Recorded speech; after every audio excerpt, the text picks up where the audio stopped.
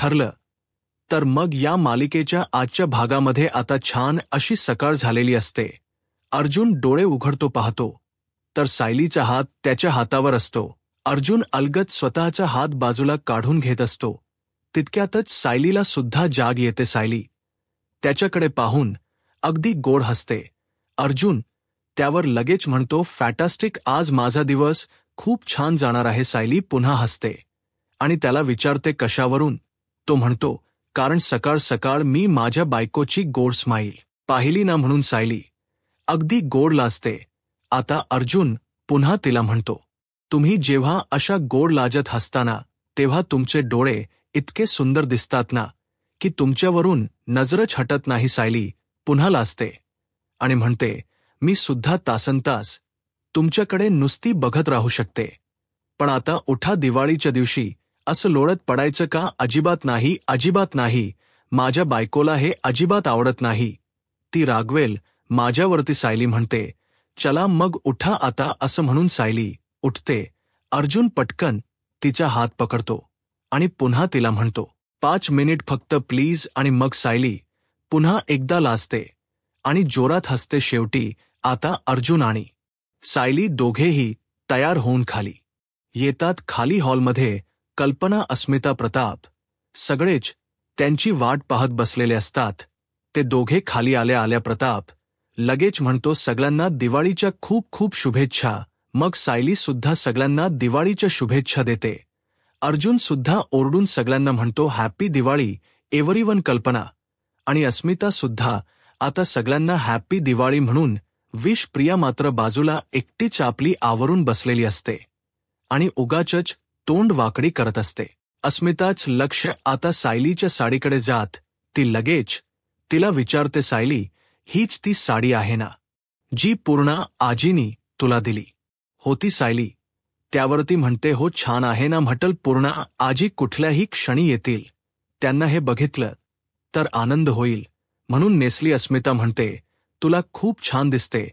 त्यावर कल्पना म्हणते, आता त्या परत कधी येतात हे तर त्यांनी काही सांगितलंच नाही. तेव्हा मग अस्मिता म्हणते, असू दे ना, पण त्या निमित्ताने तू निदान त्या साडीची गडी तरी मोडलीस.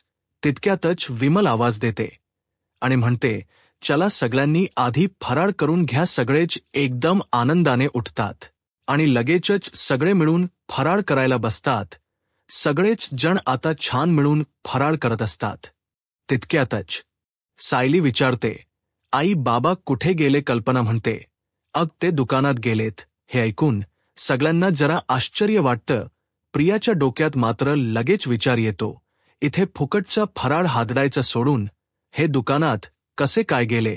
काहीतरी गडबड नक्कीच आहे. सगळे जण आता मिळून खूप छान आनंदात हसत खेळत गप्पा मारत फराळ करत असतात. प्रत्येक जण फराळाच कौतुक करत असतो. अगदी छान एन्जॉय करत एकमेकांच्या सोबतीने त्यांचा छान फराळ चालू असतो. प्रिया मात्र बाजूला एकटीच बसलेली असते. तितक्यातच आता अश्विन वर्ण खाली येतो आणि तिला म्हणतो, तन्वी, चल, मी निघतो आता. त्यावर तन्वी वैतागूनच अश्विनला म्हणते, आता हे काय, दिवाळीच्या दिवशी सुद्धा तू हॉस्पिटलला जाणार आहेस का? त्यावर अश्विन तन्वीची समजूत काढत म्हणतो, तन्वी, अग डॉक्टरांना असं सणवार करत घरी नाही बसता येत, त्यामुळे मला जावंच लागेल.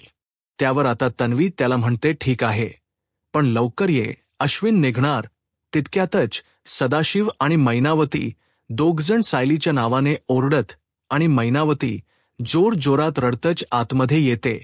मैनावतीच्या हाताला प्लास्टर लागलेलं असतं आणि तिच्या डोक्याला सुद्धा थोडीशी जखम झालेली असते.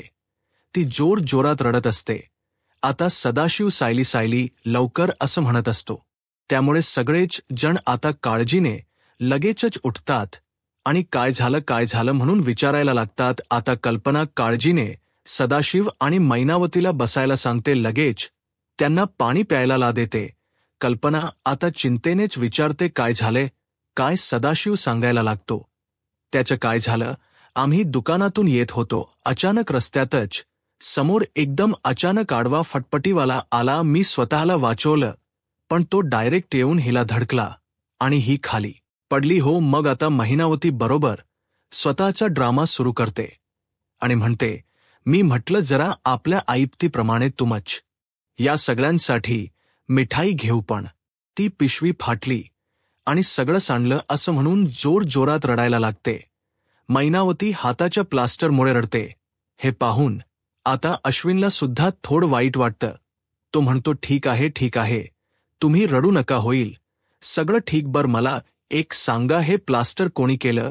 लगेच सदाशिव सांगायला लागतो, अहो ते काय झालं, त्याच्या बाजूला ना एक दवाखाना होता. मग तो डॉक्टर भला माणूस निघाला. आम्ही त्याच्याकडे गेलो आणि त्यांनी प्लास्टर केलं. पण माझ्याकडे ना त्याच बिल द्यायला पैसेच नव्हते. भलं मोठं बिल होतं ना. आता जाऊन त्याला ते पैसे द्यावे लागतील. प्रियाबरोबर सदाशिव आणि मैनावतीचा प्लान ओळखते आणि म्हणते, अच्छा, म्हणजे यासाठी हे दोघंजण बाहेर गेले होते. उकळा पैसे, उकळा कधीपर्यंत तुमचं हे नाटक चालत? बघतेच मी. तेवढ्यात लगेच अर्जुन काळजीने म्हणतो, इट्स ओके बाबा, तुम्ही एक काम करा, मला त्या डॉक्टरांचं नाव सांगा किंवा प्रिस्क्रिप्शन द्या, मी लगेच पेमेंट करतो. असं म्हटल्यावरती पटकन मैनावती सदाशिवकडे पाहते आणि सिच्युएशन सावरत म्हणते, नाही हो, नाही दिली त्यांनी औषधं. म्हणजे मीच म्हटलं एवढी महागातली औषधं आता घ्यायचीच नाही, तर मग लिहून तरी कशाला घ्यायची. आणि हा रडायला लागते. सायलीला मात्र मैनावतीची अवस्था बघून खूपच वाईट वाटत. ती म्हणते, आई बाबा कमाल करताय, तुम्ही आपण भरले असते, बिलाचे पैसे आपण आणली असते, औषधं. सदाशिव लगेच म्हणतो, नाही, तिकडे ना अचानक एक भला माणूस भेटला आणि त्यानेच बिलाचे पैसे देऊन टाकले. पण आता त्याला ते पैसे नेऊन द्यावे लागतील ना. अश्विनला सुद्धा या वाक्याच जरा आश्चर्यच वाटतं. तो लगेच प्रियाकडे पाहतो. प्रियाने बरोबर या दोघांचा ड्रामा ओळखलेला असतो आता. अर्जुन त्याला म्हणतो, ठीक आहे बाबा, तुम्ही टेन्शन नका घेऊ, आणि स्वतःच्या खिशातून पैशाच बंडल काढतो आणि सदाशिवकडे देत म्हणतो, तुम्ही एक काम करा, हे पैसे तुमच्याकडे ठेवा आणि यातून किती बिल झालं असेल ना ते त्या माणसाला देऊन टाका लगेच. मैनावती म्हणते, नाही, नको जावई, बापू असं करू नका. रडता सदाशिवला म्हणते, अहो यांच्याकडून कसे घ्यायचे पैसे, जाऊयात आपले. सायली आता त्यांना समजावत म्हणते, आई अगं नको तू असा विचार करूस. आणि असं म्हणतच पैशांच बंडल मैनावतीच्या हातात द्यायला जाते. लगेच सदाशिव घेतो आणि म्हणतो, ठीक आहे. ती म्हणते, ना तर राहू दे. आता सदाशिवने पैशाच बंडल घेतल्यावरती अश्विनला हे काही पटत नाही. तो प्रियाकडे सारखाच पाहत असतो. तो तन्वीला म्हणतो, तन्वी मी निघतो असं म्हणून आता तडक तिकडून निघून जातो. सदाशिव सुद्धा लगेच सायलीला म्हणतो, सायली तू जरा आईला आत नेतेस का, मी लगोलग पैसे देऊन येतो. त्यावरती अस्मिता सायलीला म्हणते, चल मी पण येते तुझ्या मदतीला. आता सदाशिव त्या डॉक्टरला पैसे देण्यासाठी चटकन बाहेर पडतो, तर सायली अस्मिताला म्हणते, नको अस्मिता ताई, मी नेते. आणि मग ती मैनावतीला सावकाश उठवत तिच्यासोबत तिला रूममध्ये घेऊन जात असते. मैनावतीला अगदीच काळजीने विचारते, आई खूप दुखते का, पायाला काही लागलंय का? मैनावती नाटक करत रडतच म्हणते, तुकडे पडतील हाताचे, आता खूप दुखते. आणि पुन्हा रडत असते. तर इकडे महिपच्या घरामध्ये साक्षी गेल्याबद्दल अगदी शोक सभा ठेवलेली असते आणि तिथेच समीरा शेखर म्हणजे साक्षी बसलेली असते. आता सगळे महिपचे गुंड साक्षीच्या खोटोच्या पाया पडतात. त्यातला एक गुंड म्हणतो, साहेब खूपच वाईट झालं, एवढ्या लहान वयात साक्षी मॅडमनी जायला नको होतं. महिपट ड्रामा करत म्हणतो, हो ना, मग तिच्याच आठवणीमध्ये मी आता तुम्हाला हे गिफ्ट वाटतोय. दर दिवाळीला ती तुम्हाला गिफ्ट वाटायची का नाही? मग आता तिच्या आत्म्याला शांती मिळावी म्हणूनच मी तुम्हाला हे सगळे गिफ्ट वाटतोय. आणि असो म्हणून तो आता प्रत्येक गुंडाला गिफ्ट वाटत असतो. तितक्यातच त्यातला एक माणूस महिपला विचारतो, साहेब त्या मॅडम कोण? साक्षी लगेच धक्क्याने त्या गुंडाकडे पाहते. महिप तर लगेचच विषय सावरत म्हणतो, भाची आहे, माझी भाची समीरा नाव आहे, तिचं लंडनला असते. ती त्या दोघी आहेत ना एकत्र वाढल्यात, पण ही शिक्षणासाठी लंडनला गेली, ती मात्र इथेच वाढली. आता ही साक्षीच असं झालं म्हणून भेटायला आली. मामाला आता थोडे दिवस राहील आणि मग जाईल. आणि थोडासा पॉज घेत साक्षीकडे बघत म्हणतो, लंडनला. आता साक्षी गालातल्या गालात हसते. महिपोत पुन्हा रडतच म्हणतो, आणि मग मी परत एकटा पडेल आणि रडतच. गुंडांना म्हणतो, या तुम्ही आता सगळे जण तिकडून निघून जातात. सगळे निघून गेल्यावरती साक्षी लगेचच अण्णांना म्हणते, अण्णा हा प्लान सक्सेसफुल झाला तुमच्या. त्यावर महिप्त साक्षीला म्हणतो, झाला खरा आपल्या माणसांपैकी. तुला कोणी ओळखत नाही ना हे बघण्यासाठीच मी या सगळ्यांना इथे बोलावलं होतं. पण यांच्यापैकी कोणालाच याबद्दल साधी शंका सुद्धा आली नाही. आता साक्षी लगेचच म्हणते, नाही पण अण्णा मी तुमच्यासोबत इथे राहणार नाही. मी तुमच्यासोबत राहणं ही खूप मोठी रिस्क आहे. महिप्त साक्षीला लगेच म्हणतो, तुला कोण म्हणलं इथे राहायच? आपला हायवेला जो फ्लॅट आहे ना तो मी एकदम मस्त सजवलाय. सगळ्या सुखसुविधा तिथे करून ठेवल्यात. तिकडे जायचं आणि एकदम निवांत राहायचं. कोणाच्या बापाला पण कळणार नाही की साक्षी शिखरे उर्फ समीरा शेखर आता इथे आरामात राहते. म्हणून आजपासून तुझं नवीन आयुष्य सुरू. तर आता इकडे हा सदाशिव त्या डॉक्टरला पैसे देत असतो आणि नेमकी त्याच वेळेला अश्विनची गाडी तिकडून पास होत असते. आता अश्विन सदाशिवला त्या डॉक्टरला पैसे देताना बरोबर पाहतो. तर आता तो डॉक्टर सदाशिवला म्हणतो, हे काय तुम्ही मला जास्तीचे पैसे देणार होतात ना? सदाशिव त्याला म्हणतो, तुला जास्तीचे पैसे कशाला हवेत? तू काय माझ्या बायकोला खरोखर प्लास्टर केल्या का खोटच केले ना? त्यावर तो डॉक्टर आता सदाशिवला म्हणतो, म्हणून काय झालं? तुम्हाला कोणावर तरी प्रयोग करायचा असं तुम्ही म्हटलात म्हणून मी तुमची मदत केली. त्यामुळे आता ठरलेले पैसे तरी द्या. सदाशिव त्याच्यावरती ओरडतो आणि म्हणतो, बास डॉक्टर बास, जेवढे दिले ना तेवढे घ्या. उगाच मला कोणापुढे तोंड उघडायला लावू नको अशी धमकी देतच आता त्याला सरळ म्हणतो, चल निघायचं, आणि स्वतःच तिकडून निघून जातो. आता सदाशिवला डॉक्टरांसोबत हुज्जत घालताना अश्विनने बरोबर पाहिलेलं असतं आणि त्याने सगळं ऐकलेलं सुद्धा असतं. अश्विन आता तडक घरी येतो आणि रागारागातच त्याची बॅग आपटतो. प्रिया आपली तिच्या नादात असते. अश्विन आता चिडूनच म्हणतो, या जगात ना एकापेक्षा एक फ्रॉड माणस भरलीत. अश्विनने अशी चिडचिड केलेली आणि असं बोललेलं पाहून प्रिया एकदम दचकतेच आणि त्याच्याकडे पाहायला लागते. अश्विन वैतागूनच म्हणतो, आणि माझं नशीब खराब आहे की त्यातली काही माणसं माझ्याच नशिबात आहेत आणि याच घरात राहतात. प्रिया जरा घाबरतेच आणि घाबरतच अश्विनला विचारते, या घरात कोण फ्रॉड आहे? आता तिला चांगलाच घाम फुटलेला असतो. लगेच अश्विन्यावरती म्हणतो, तेच या घरात जे नवीन जोडप आले ना, सायलीचे आई बाबा, ते जसे दिसतात ना तसे नाहीयेत. प्रिया लगेच घाबरते. तिला वाटत आता याला कळलं की काय की ते सायलीचे आई बाबा नाहीयेत. ती पटकन त्याला म्हणते, अरे नाही, ते सायलीचेच आई बाबा आहेत. आता अश्विन म्हणतो, अगं ते सायलीचे आई बाबा आहेत की नाही यावर माझं काही म्हणणंच नाही, पण ते सायलीचे आई बाबा असले ना तरी खोटारडे आहेत. ते त्यांचं खरं रूप ना मी आता बघून आलोय. अश्विनचा नुसता संताप होत असतो. प्रियाला मात्र काहीच कळत नाही.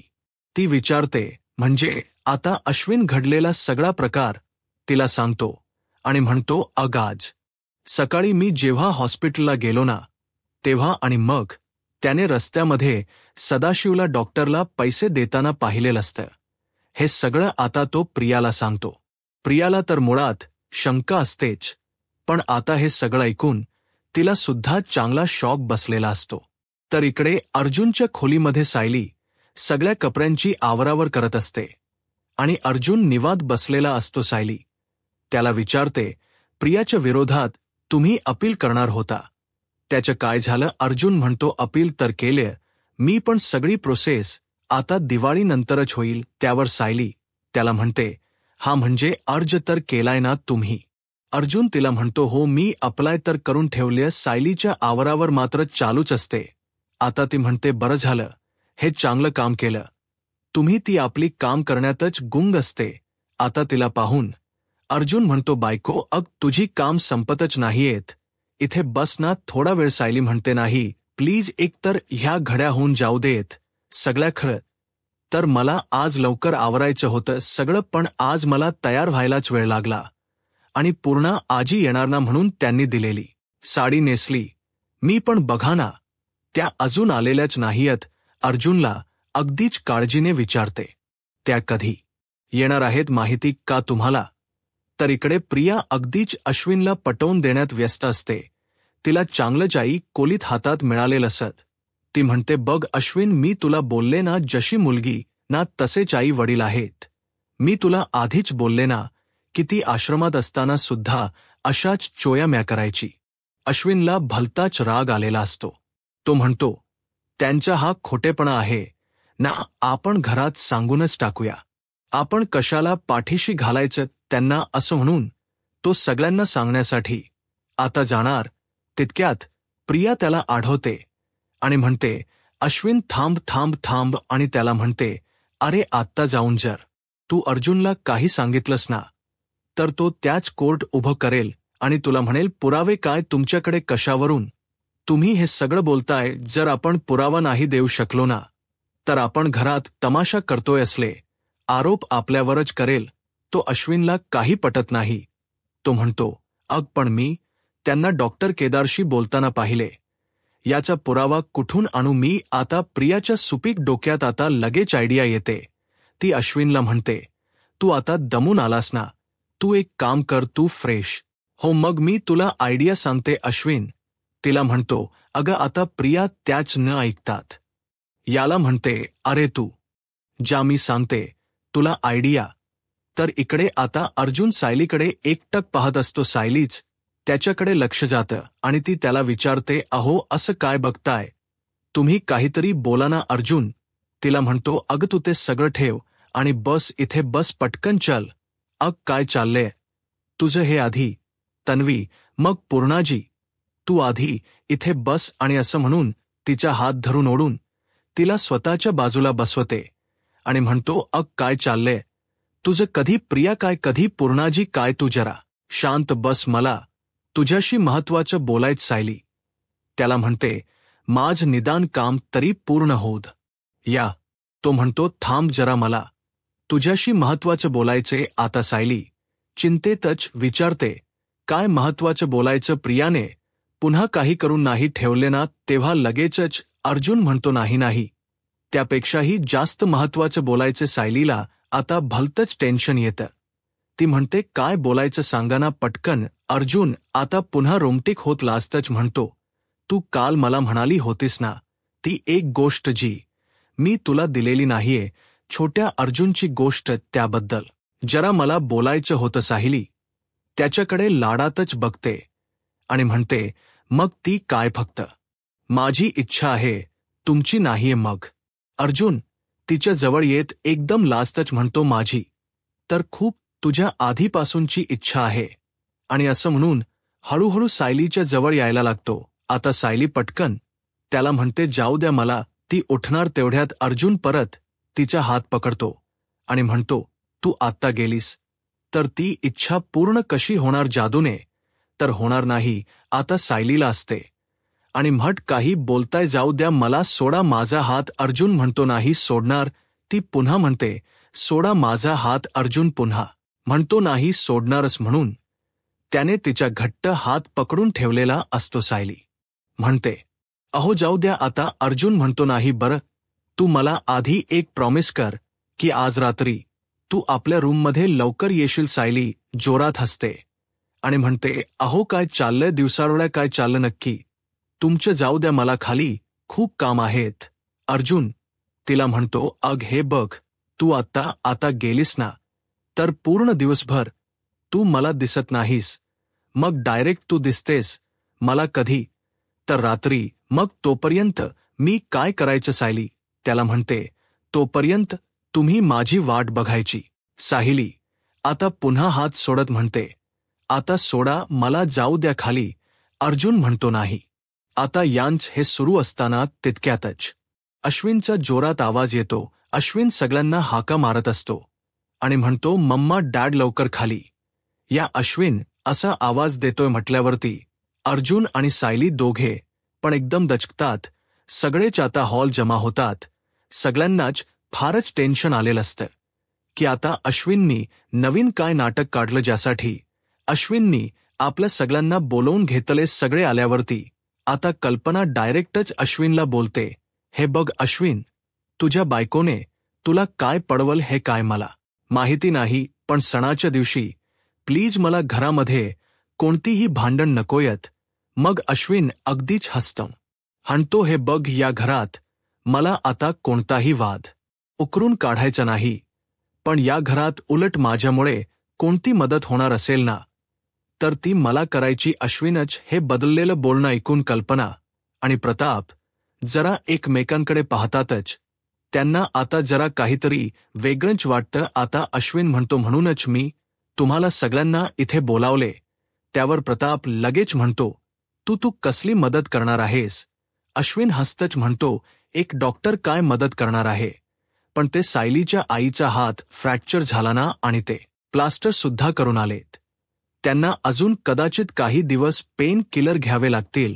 आता अश्विन डॉक्टर आहे आणि तो आपल्याच हाताबद्दल बोलतो हे ऐकल्यावरती आता मैनावतीला आणि सदाशिव दोघांनाही चांगलाच घाम फुटतो. ते दोघेही घाबरून एकमेकांकडे पाहायला लागतात. आता पुढे अश्विन म्हणतो, मी एक काम करतो, मी त्यांना अजून काही मेडिसिन प्रिस्क्राईब करून देतो जेणेकरून त्यांची रिकव्हरी फास्ट होईल. आत्ता मात्र मैनावतीला काही सुचेन असं होतं. आता अश्विन पुढे म्हणतो, पण त्याआधी सगळ्यात आधी मला त्यांचा हात चेक करावा लागेल. प्रियाला मात्र फारच आनंद झालेला असतो अश्विनने इतकी काळजी दाखवली म्हणून. कल्पना, प्रताप, अस्मिता सगळ्यांनाच छान वाटतं. आता अस्मिता लगेच म्हणते, नशीब तुझ्या लक्षात आलं की तू एक डॉक्टर आहेस, नाहीतर घरच्यांसाठी बाहेरचा डॉक्टर बोलवायला लागत होता. प्रताप पण त्यावरती अश्विनच कौतुक करत म्हणतो, अरे हा आपला खरा अश्विन आहे, घरातल्यांसाठी सगळे राग बाजूला ठेवणारा अश्विन. तू वहिनींचा हात चेक कर. आता सायली आणि अर्जुन दोघांनाही छान वाटतं की अश्विनला इतकी काळजी वाटते. मग आता अश्विन मैनावतीला म्हणतो, या ना काकू, या इकडे बसा. सुद्धा मैनावतीला म्हणते, आई ये ना, बस इथे. आणि मैनावतीला हाताला धरून सोफ्यावर आणून बसवते. आता मैनावती चांगलीच घाबरलेली असते, कारण तिचं पितळ उघड पडू शकत असं तिला वाटत असतं. सायली मैनावतीला बोलते, अग आई, घाई गडबडीत केलं होत ना तुझं प्लास्टर. अश्विन भाऊजी खूप नावाजलेले डॉक्टर आहेत, सगळं व्यवस्थित करून देतील. मग अश्विन मैनावतीला म्हणतो, घाबरू नका, एकदम रिलॅक्स व्हा आणि हात एकदम रिलॅक्स ठेवा. आणि मग अश्विन मैनावतीचा हात जो आहे तो हळूहळू फिरवायला लागतो आणि प्रत्येक वेळी तिला विचारत असतो, तुमच्या हाताला दुखते का? मैनावती म्हणते, नाही दुखत. सदाशिव सुद्धा मैनावतीला विचारतो, अग तुला दुखत नाहीये? मग मैनावतीची पटकन ट्यूब पेटते की अरे आपल्याला तर दुखायला पाहिजे पुन्हा. आता अश्विन मैनावतीचा हात हलवतो आणि परत विचारतो, दुखते? आता लगेच मैनावती म्हणते, हा दुखते सगळ्यांनाच.